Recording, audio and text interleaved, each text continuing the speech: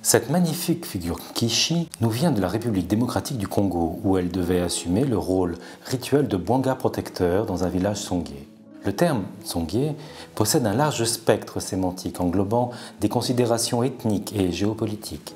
Celle-ci appartiendrait plutôt au style des Bellandais septentrionaux. Cette statue est singulière à plus d'un titre.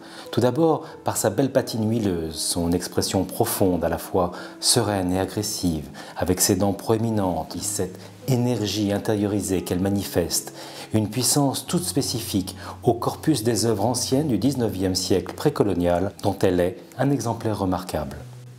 Elle a exceptionnellement conservé tous ses attributs d'origine.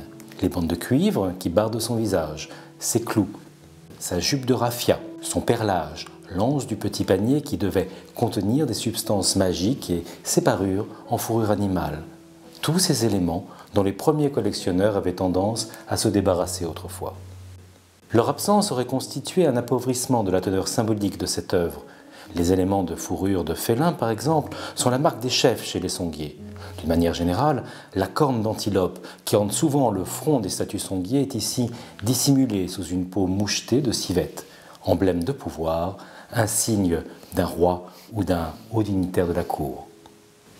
Autre détail significatif et rare, les pieds et une des mains de la statue présentent un 6e doigt surnuméraire, une difformité significative chez les Songye associée à l'univers de la sorcellerie.